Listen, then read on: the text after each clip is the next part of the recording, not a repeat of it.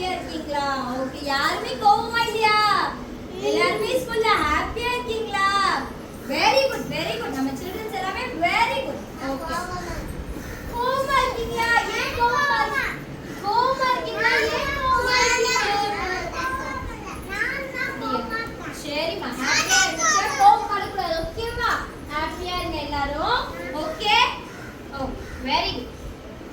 Did you all understood? Yes. Yes. யாருக்கு நல்லா புரிஞ்சது? புரிஞ்சுதா?